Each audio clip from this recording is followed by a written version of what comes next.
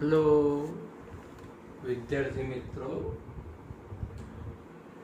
Last લેક્ચરમાં આપણે સમસ્થિતિમાન પૃષ્ઠ વ્યાખ્યાયિત કર્યું. વિદ્યુત ક્ષેત્ર અને વિદ્યુત સ્થિતિમાન વચ્ચેનો સંબંધ વ્યાપક રીતે ER is equal to minus dV upon dr. dV upon dr ને વીજ સ્થિતિમાન પ્રચલન કહે છે.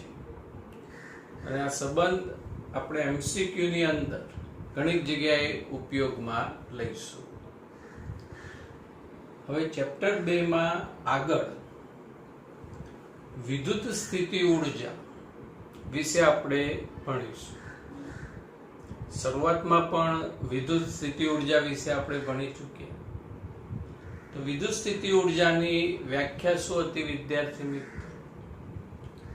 કે અનંત અંતરેથી ક્યાંથી ક્યાં સુધી વિદ્યુત ક્ષેત્રના આપેલા કોઈ બિંદુ સુધી કોને વિદ્યુત ભારને કેવી રીતે વિદ્યુત ક્ષેત્રની વિરુદ્ધ લાવવા કરવા પડતા કાર્યને તે વિદ્યુત ભારની તે બિંદુ પાસેની વિદ્યુત સ્થિતિ ઊર્જા કહે છે. તો વ્યાખ્યા પર આધારિત આપણે નેક્સ્ટ ક્વેશ્ચન સમજીએ. બે વિદ્યુત ભારોના તંત્રની સ્થિતિ ઊર્જા સમજાવો. કેટલા વિદ્યુત ભારો વિદ્યાર્થી મિત્રો? બે વિદ્યુત ભારો તંત્રની વિદ્યુત સ્થિતિ ઊર્જા સમજાવો. તો પ્રથમ બંને વિદ્યુત ભારો આપણે ક્યાં વિચારીશું? અનંત અંતરે. તો વિદ્યુત ભારો Q1 અને Q2 અનંત અંતરે છે, જેમને R1 અને R2 અંતરે રહેલા બિંદુ P1 અને P2 પર લાવવા છે. પહેલા બે વિદ્યુત ભારો કયા? Q1 Q2. ક્યાં? અનંત અંતરે. અને પછી આ બે બિંદુ P1 અને P2 એમના ઉગમ બિંદુથી અંતર R1 અને R2 હશે એવું આપણે વિચારીએ. એટલે R1 અને R2 અંતરે રહેલા બિંદુ P1 અને P2 પર લાવવા છે. Okay, first point. હવે વારા પડતી બંને વિદ્યુત ભારોને અનંત અંતરેથી આપેલા બિંદુ સુધી આપણે લાવીએ. તો પહેલા વિદ્યુત ભાર Q1 ને R1 અંતરે લાવવા માટે કરેલું કાર્ય W1 is equal to 0. વિદ્યુત ભાર Q1 ને R1 અંતરે રહેલા બિંદુ P1 સુધી લાવવા કરવું પડતું કાર્ય W1 is equal to 0. આનું રીઝન, આનું કારણ બાળકો ખાસ સમજજો. આ વિદ્યુત ભાર Q1 અનંત અંતરે છે, એટલે આ જે P1 બિંદુ રહ્યું ત્યાં કોઈ વિદ્યુત ભાર નથી, આજુબાજુમાં પણ કોઈ વિદ્યુત ભાર નથી, એટલે વિદ્યુત ક્ષેત્ર નથી. અને વિદ્યુત ક્ષેત્ર નથી તો ત્યાં વિદ્યુત સ્થિતિમાન બી નથી. એટલે કે P1 બિંદુએ સ્થિતિમાન શૂન્ય છે અને અનંત અંતરે પણ સ્થિતિમાન શૂન્ય. એટલે કાર્યનું સૂત્ર વિદ્યાર્થી મિત્રો આપણને યાદ છે, વિદ્યુત ભાર Q ઇન્ટુ ડેલ્ટા V. હવે અનંત અંતરે પણ સ્થિતિમાન 0. અહીંયા નો ચાર્જ, નો ઇલેક્ટ્રિક ફિલ્ડ, નો વિદ્યુત સ્થિતિમાન. એટલે અહીંયા વિદ્યુત સ્થિતિમાન હાલ નથી, 0. એટલે કરવું પડતું કાર્ય Q1 વિદ્યુત ભારને R1 અંતરે રહેલા P1 બિંદુએ લાવવા કરવું પડતું કાર્ય W1 is equal to 0. અને એનું એક્ઝેક્ટ કારણ બાહ્ય વિદ્યુત ક્ષેત્ર હાજર નથી, કોઈ વિદ્યુત ભાર નથી, ક્ષેત્ર નથી, સ્થિતિમાન પણ શૂન્ય. હવે વિદ્યાર્થી મિત્રો આપણે કોને લઈને આવીશું? કયા વિદ્યુત ભારને? Q2 વિદ્યુતભારને. પણ એ પહેલા હવે અહીં Q1 વિદ્યુતભાર આવી ગયું, એટલે એનું અહીં P2 પાસે વિદ્યુત ક્ષેત્ર પણ હશે અને વિદ્યુત સ્થિતિમાન પણ હશે. એટલે આપણે P2 બિંદુ પાસે હવે વિદ્યુત સ્થિતિમાન વ્યાખ્યાયિત કરી લઈએ. તો Q1 વિદ્યુતભારનું R12 અંતરે, આ અંતર R12 ધારીશું, વિદ્યુત સ્થિતિમાન V1 લઈએ તો V1 is equal to K Q1 upon અંતર R12 અને K ની જગ્યાએ 1 upon 4 pi epsilon 0 Q1 upon R12.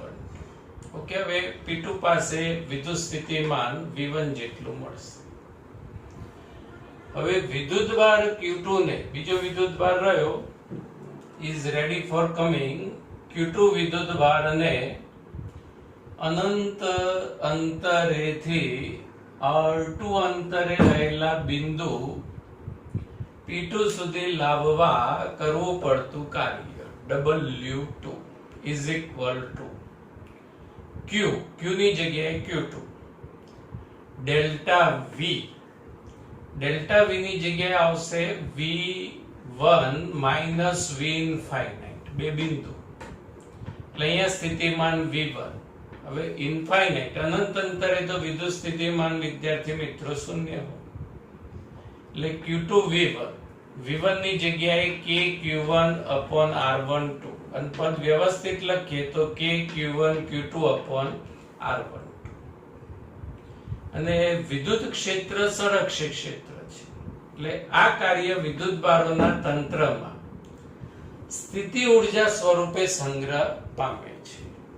એટલે બે વિદ્યુતભારોના તંત્રની સ્થિતિ ઉર્જાનું સૂત્ર K Q1 Q2 upon R12 અર્થાત 1 upon 4 pi epsilon naught Q1 Q2 upon R12.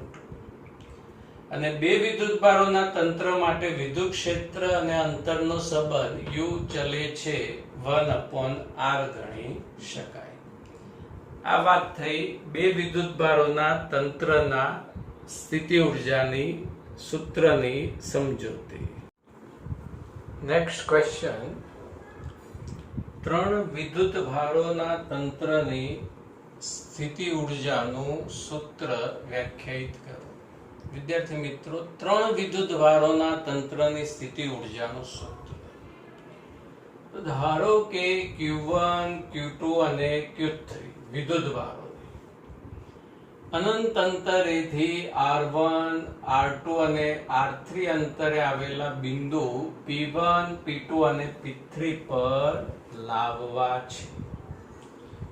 વિદ્યાર્થી મિત્રો, ત્રણ વિદ્યુતભાર Q1 Q2 Q3, આ વિદ્યુતભારો અહીં બિંદુ P1 P2 અને P3 પર, જેમના અંતર ઉગમ બિંદુથી R1 R2 અને R3 છે. એટલે થિયરીનો ફર્સ્ટ પોઈન્ટ, ત્રણ વિદ્યુતભારો કયા? Q1 Q2 અને Q3. આ વિદ્યુતભારોને કયા બિંદુ સુધી લાવવા છે? R1 R2 અને R3 અંતરે રહેલા બિંદુ P1 P2 અને P3 પર લાવવા છે. તો આગળની થિયરીની જેમ જ 1 by 1 વિદ્યુતભારોને આપણે લેતા આવીએ.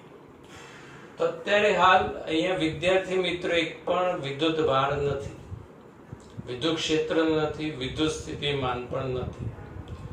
એટલે આ Q1 વિદ્યુતભારને P1 સ્થાને લાવવા કરવું પડતું કાર્ય is equal to 0. સમજાઈ ગયું? આગળ પણ આવું સ્ટેપ હતું.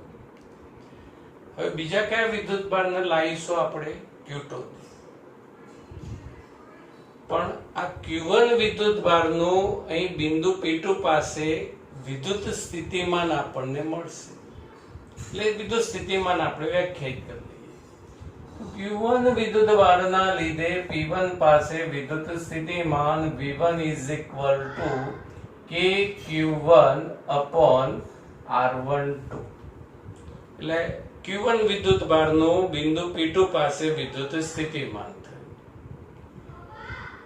હવે Q2 વિદ્યુતભારને બિંદુ P2 સ્થાને લાવવા કરવું પડતું કાર્ય W2 ઇઝ ઇક્વલ ટુ સૂત્ર કયું? Q ડેલ્ટા V, Q ની જગ્યાએ Q2 અને ડેલ્ટા V ની જગ્યાએ શું આવશે? જે તે બિંદુનું સ્થિતિમાન એટલે V1 માઇનસ V ઇન્ફિનિટી, પણ અનંત અંતરે સ્થિતિમાન શૂન્ય હોય એટલે V1.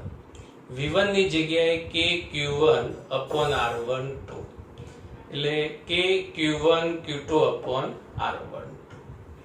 હવે અહીંયા વિદ્યુતભાર આવી ગયો Q2. હવે વિદ્યાર્થી મિત્રો કયો વિદ્યુતભાર બાકી રહ્યો? Q3.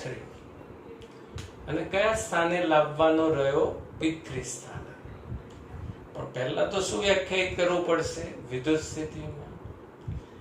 તો હવે Q1 પ્લસ Q2 ના લીધે, કેમ કે બે વિદ્યુતભાર થઈ ગયા, એનો P3 બિંદુ પાસે વિદ્યુત સ્થિતિમાન V2 is equal to Q1 નું સ્થિતિમાન આવશે KQ1 upon R13 પ્લસ અહીંયા Q2 વિદ્યુતભારનું સ્થિતિમાન આવશે KQ2 upon R23.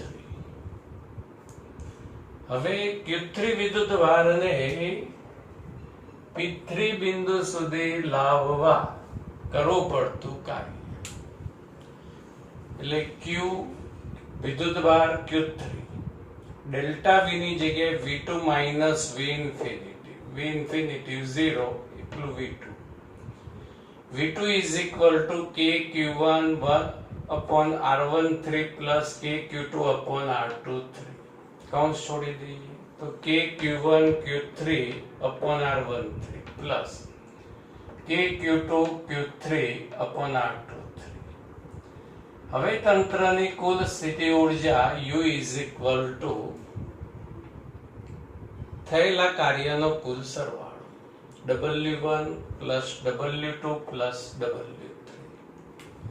W1 0, W2 KQ1 Q2 upon R12 અને W3 KQ1 Q3 R13 plus KQ2 Q3 R23.